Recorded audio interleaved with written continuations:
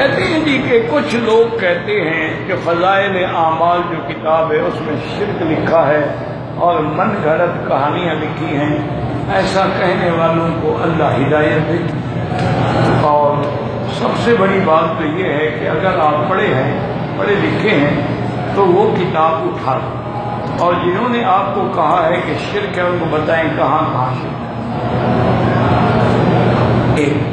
دوسری بات یہ ہے کہ اس میں جتنے قصے، جتنے فضائل، جتنی کہانیاں لکھی ہوئی ہیں، یہ دیکھو کہ لکھنے والے نے اپنی طرف سے لکھے یا آگے کسی کتاب کا بھی حوالہ ہے. اور اگر اس میں کتاب کا حوالہ ہے کہ جی یہ ترغیب میں ہے، یہ منظری میں ہے، یہ فن طبرانی میں ہے، یہ کنز العمال میں ہے، فلاں کتاب، تو پھر اصل مجرم تو وہ ہیں، ان کو پکڑو. ان نے تو نقل کیا، ان نے خود تو نہیں لکھا. لیکن ایک مسئلہ سمجھو، ایک ہوتے ہیں اعتقادات، ایک ہوتے ہیں احکامات، ایک ہوتے ہیں فضائل. عقیدہ جو ہے وہ بغیر قرآن کے ثابت ہے. قرآن ہو نص سے قطعی ہو، یا حدیث بھی ایسی ہو کہ قطعی دلالت. اچھا یہ تو عقیدے کی بات. اب ہے احکام. احکام کا کیا ہونا ہے؟ وضو کے کیا احکام ہیں، غسل کرنے کے کیا احکام ہیں، حیض کی حالت میں عورت کے لیے کیا احکام ہیں، نفاس کی حالت میں عورت کے لیے کیا احکام ہیں، رضاعت کے کیا احکام ہیں. تو یہ احکام کے لیے جو ہے حدیث مبارک ہی کافی ہے.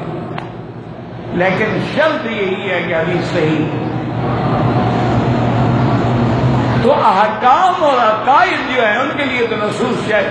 ایک ہے فضائل، مثلا کعبۃ اللہ کی فضیلت، مدینہ پاک کی فضیلت، کنکریاں باندھنے کی فضیلت، مینا جانے کی فضیلت. فضائل اعمال میں اگر ضعیف حدیث بھی ہو تو وہ بھی حجت ہوتی ہے. پہلے مسئلہ سمجھا کرو.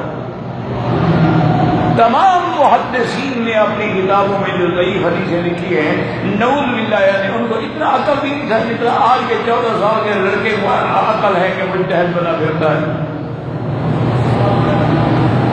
ایک کتاب پڑھ کے اپنے آپ کو اتنا بڑا عالم سمجھتا ہے.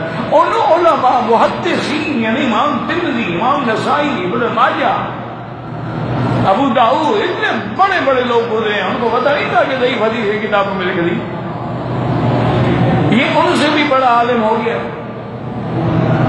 اور پھر ضعیف کیوں ہے؟ ایک حدیث ضعیف ہے کیوں؟ باعتبار روایت ضعیف ہے یا بے اعتبار درایت ضعیف ہے؟ ایک حدیث ضعیف ہے لیکن کیا اس کا ضعف جو ہے وہ اتنا اشد ہے یا درمیانہ ہے یا اوسط ہے یا بالکل قلیل ضعف ہے؟ ایک حدیث ضعیف ہے لیکن اس کا متن جو ہے دوسری صحیح حدیث میں موجود ہے. جو آپ نے پڑھی ہے یہ تو ضعیف ہے، اس سند میں تو ایک راوی ایسا آ گیا، لیکن اس کا متن جو ہے دوسری صحیح حدیث میں موجود ہے. یا ایک حدیث ضعیف ہے لیکن اس کے طرق کثیرہ ہے، یہ بھی سند ہے، یہ بھی سند ہے، یہ بھی سند ہے، یہ بھی سند ہے. بعضها یقوی بعضا، وہ ایک دوسرے کو طاقت دیتے ہیں، وہ حسن کے درجے پہ پہنچ جاتے ہیں.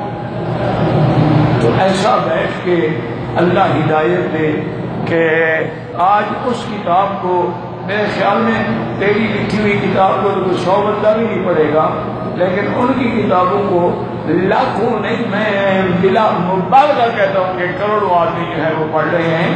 ان کے 13 زبانوں میں ترجمے ہو چکے ہیں اور پورے عالم میں کہیں بھی چلے جائیں وہ کتاب موجود. وجہ کیا ہے کہ جو چیز اللہ قبول فرماتے ہیں وہی آگے پھیلتی ہے. ایک بڑا عالم ہوتا ہے لیکن اس کی بات بھی کوئی نہیں سنتا. ایک آدمی ایسا ہے کہ اس کی تقریریں پوری دنیا سننا چاہتی ہے، وہ اللہ دلوں میں قبول ڈال دیتے ہیں. اللہ تبارک و تعالیٰ اس کی مقبولیت، حضور نے حدیث میں ہے فرمایا کہ جب اللہ کسی کو پسند فرما دیتے ہیں تو دریا کی مچھلیوں کو بھی حکم دیتے ہیں کہ فلاں بندہ میرا محبوب ہے، اس کے لیے تم بھی دعا کرو. تو اس لیے ہمیشہ یاد رکھیں یہ وہ لوگ ہیں، یہ اولیاء اللہ تھے یہ عالم سے ساری زندگی ان کی حدیث و قرآن میں گزری، اللہ ان پہ کروڑ رحمتیں کرے۔ اگر ان کی تعریف نہیں کر سکتے ہو کبھی برائی نہ کیا کرو، کیونکہ جب آدمی اللہ کے ولی کو برا کہتا ہے، من آذانی ولیا فقد آذنتہ بالحرب او کما قال النبی صلی اللہ علیہ وسلم۔ باقی ہوتا ہے غلطی تو غلطی سے تو کوئی انسان بھی پاک نہیں ہو سکتا، ہر انسان میں غلطیاں ہوتی ہیں۔